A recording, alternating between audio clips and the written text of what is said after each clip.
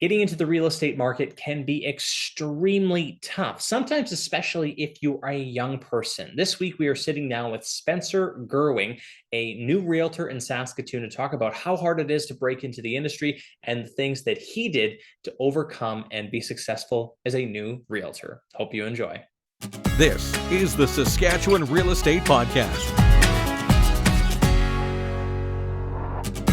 Hello and welcome to the Saskatchewan Real Estate Podcast. I'm your host, Ron Caroni. The podcast is really all about helping first-time home buyers and first-time investors getting into those initial properties. So if that's the type of content that you're looking for more information on Saskatchewan, you're in the right place. Do us a favor, hit the like and subscribe button. Everyone starts off somewhere in any type of job that they do, and there can be a lot of challenges that are involved with that. And that's why today I'm really excited to be speaking with Spencer Gerwing, a realtor based out of Saskatoon. Spencer, we connected, I think, in 2022 at some point. We sat down for a coffee, and you just had this really great story of getting into the industry. And I thought it would be really helpful for any new realtors out there or prospective realtors who are thinking about entering the industry to hear what you had to say, because I think it's one that's more common than you would think. Before we get fully into the story, though, just give us a quick background of yourself as a realtor and your specialties in Saskatoon. Yeah, so my name is Spencer Gerwing. I'm a real estate agent servicing the greater Saskatoon area, and I've been doing it for almost 2 years now. I definitely am interested in helping all individuals. I wouldn't say that I've broken into the luxury market quite yet, but rentals, first-time home buyers, I work with a wide range of different clients. Wonderful. Luxury one day, correct, Spencer? Yes, one day. Okay, perfect. So let's just get right into it, Spencer. When you first started real estate, what was the light bulb moment that went off in your head to say, I want to be a realtor? Yeah, so it was a little bit random in some ways. So I grew up in Yellowknife in the Northwest Territories, and my graduating year, I was supposed to be doing culinary school after I finished high school, and my graduating year was the year that the pandemic happened, which kind of reveals how young I am. And obviously, nobody really knew at that point what was going to be happening. But to make a long story short, my school offered you could either wait until they were ready to start up again, or you could get a refund on your tuition. And I saw that as practically divine intervention, because the only way I was ever going to be not doing culinary school is if I could get my money back. And the only way that was going to happen was something like, a once a century pandemic type deal. And so I delayed making a decision on that until there was about a week left, and I discovered this YouTuber, Graham Stephan. You may have heard of him. And I saw a few of his videos, and I was like, yeah, I could do that.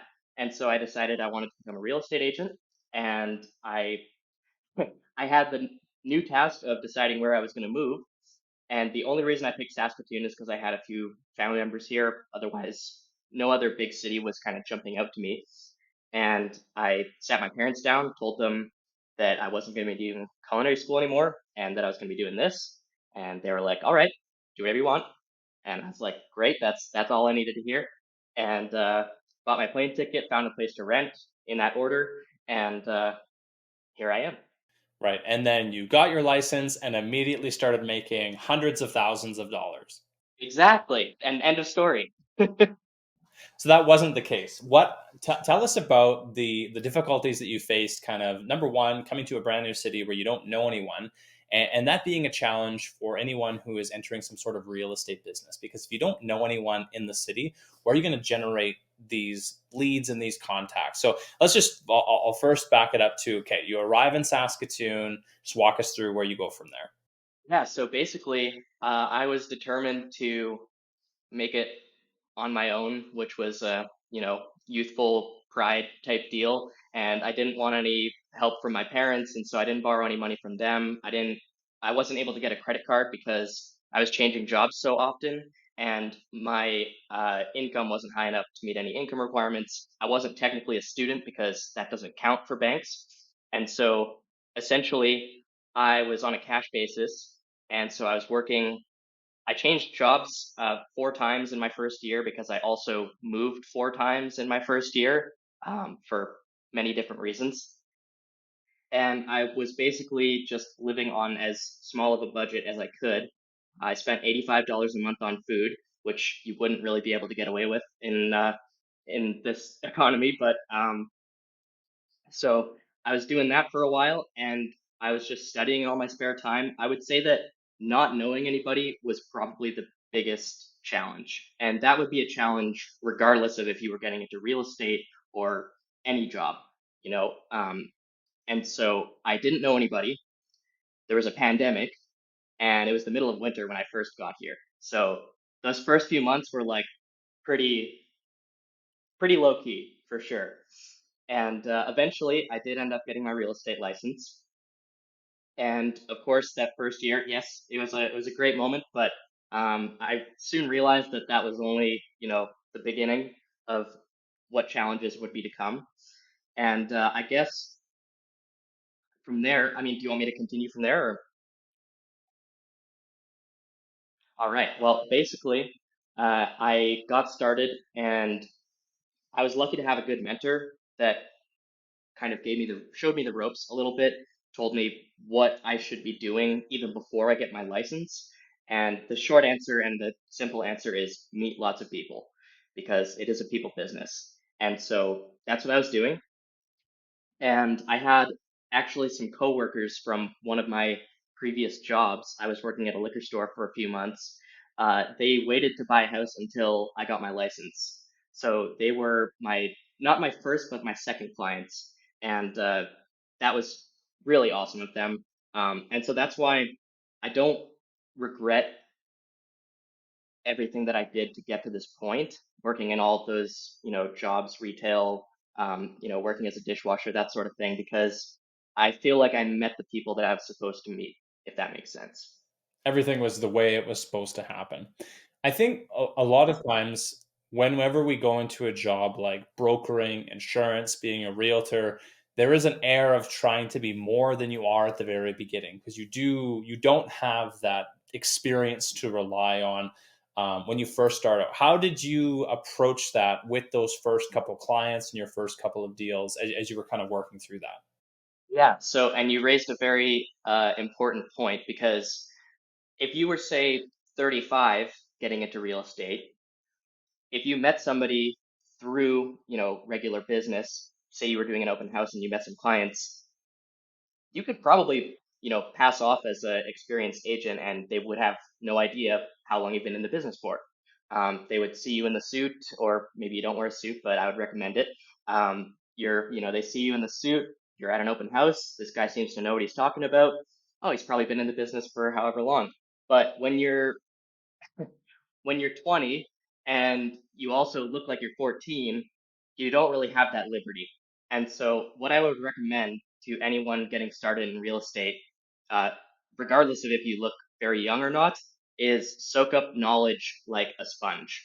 Just learn as much as you possibly can fit into your head, because once you're able to show somebody that you actually know what you're talking about, and that hey, this guy reminds me of my kid who's, he's lives in our basement and plays video games all day. Once you can help them through something that they don't understand, they don't care about that anymore. When they know that you can get the job done and that they're in good hands, if anything, I would say that the age is actually a plus because you've got that energy, that enthusiasm. Of course, you want it more than maybe some people that have been in the business for 10, 20 years. They're not going to be stressing too hard if they miss out on a sale or whatever. Um, and so I would say there's the time aspect because when you're young and especially if you don't have a partner, you've got lots of time to focus on business and servicing your clients. And that's something that is uniquely yours if you're just starting in the business. And I would really harp on that selling point. If I could also kind of piggyback on what you're saying, Spencer, and if you are like a new mortgage broker, new realtor, getting into like any new type of sales job, there's always that fear that, oh, I'm going to get called out on what I don't know. And I think what you don't realize is that after you've taken all your training, after you've done a lot of the pre-work before you're even getting in front of that first client, that you're more of an expert than 99% of the public. So even though you're new in your field, you still have a lot to offer to folks. And then if you can rely on that fact that, like, I am a fairly new agent, I'm not working with a ton of people, you are going to get a ton of attention. And especially if I have a strong team behind me who are helping with all these files, I get all the wisdom that you get from them, but you're also getting all the time to help with. So I would never let that be a hesitation of entering into an industry of, oh my, like, I'm just brand new. As you eloquently put, like, that can be a massive advantage for, people using your services. Absolutely. And I really think it's important uh, to emphasize the fact that you don't need to wait. If you are interested in getting into this profession or mortgage brokering or whatever, don't wait because you feel like you need to figure out other things first.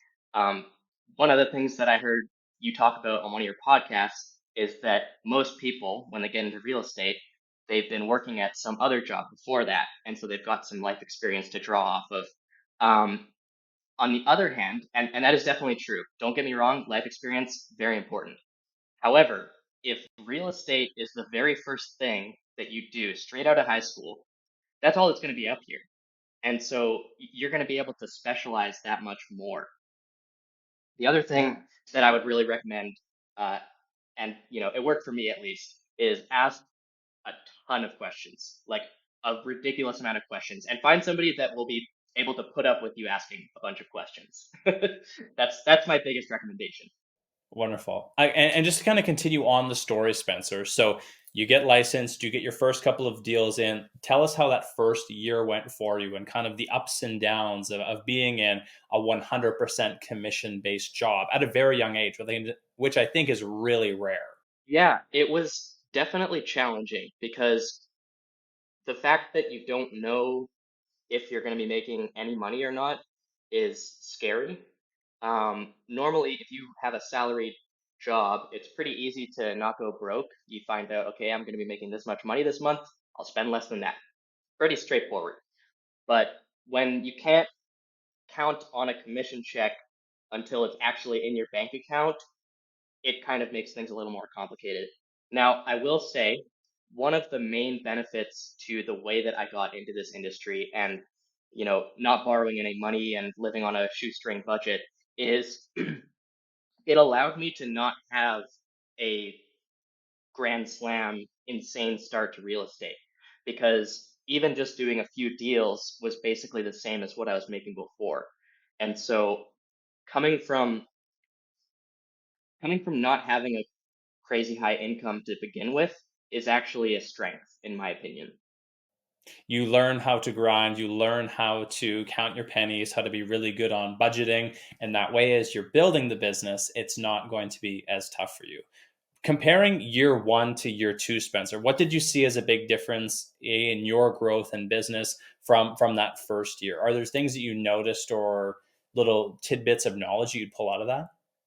Yeah. So one of the things that I was obsessed with doing in my first year was building as much of a foundation as possible, planting a ton of seeds, getting to know as many people as possible, and not looking for those quick, easy deals, which that has its merits. And sometimes you need money in the bank, you got to pay the bills. And so going out and trying to find those, quick cash deals is it has its place. But in that first year, because I knew how to live on a budget, I wanted to focus on just paying my bills, paying my fees and everything, because there's a lot of expenses in real estate.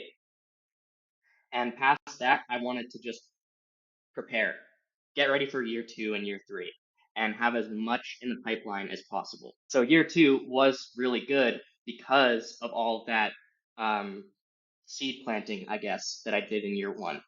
That is what really helped me.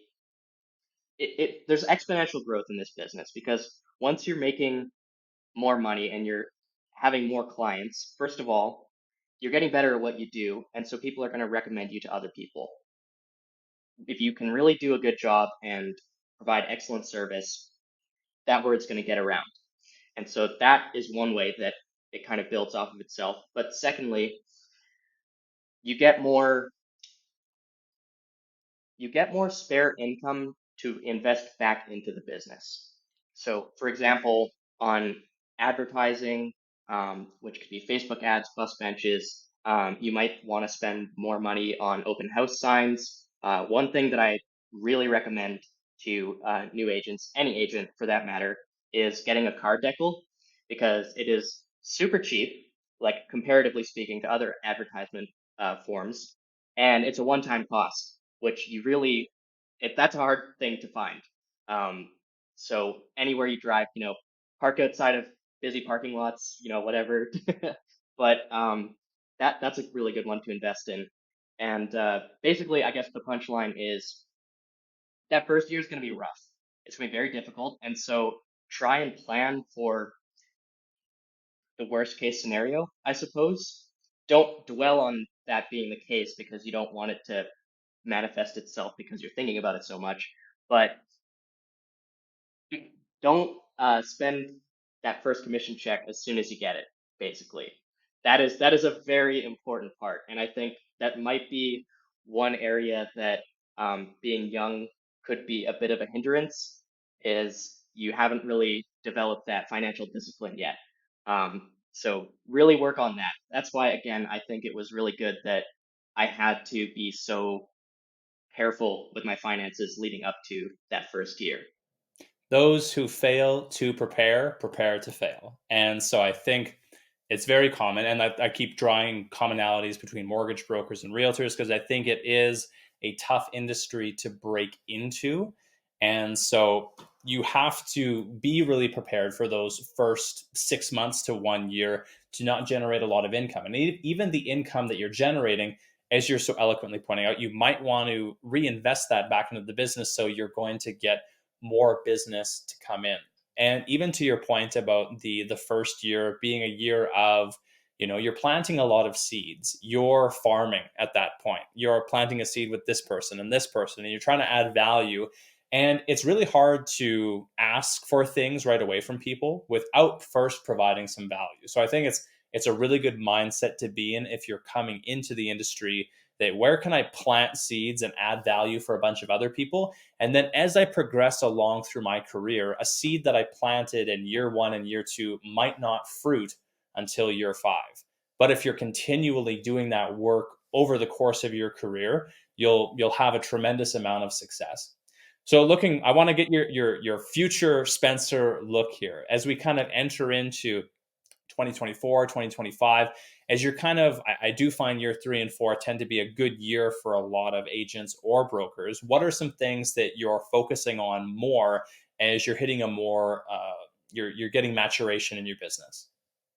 Yeah, it's a good question. And actually, it's one that I had been asking myself for about the last 6 months because I kind of got to a point where I'm like, okay, I'm here now. Now what? And so I think it's really, really important, at least for me, it's important, but most likely for other people as well, is to have something that you're working towards. And not because you want to be constantly stuck in a hamster wheel for your whole life, but because you need to have a reason to get up in the morning and actually start making your phone calls and doing the work. Because if and again, this might be something that's unique to me, probably not, but it could be. If I don't have something that's really like, oh man, I want to achieve this, or I want to get that thing, or I want to live this lifestyle. If you don't have that, it can be difficult to do the things that you don't want to do. And there are a lot of things that you will have to do that you don't want to do if you want to break past certain income levels, I suppose. That was a little bit all over the place. Let me try and re-explain. You can coast in this industry. You can just make a few deals a year type deal, and you don't really have to, be hustling and bustling all that much. But if you want to actually make a decent living, one that maybe if you want to start a family one day, you want to be able to provide for them. If you want to have a business that can do that, you need to do the work, the real work.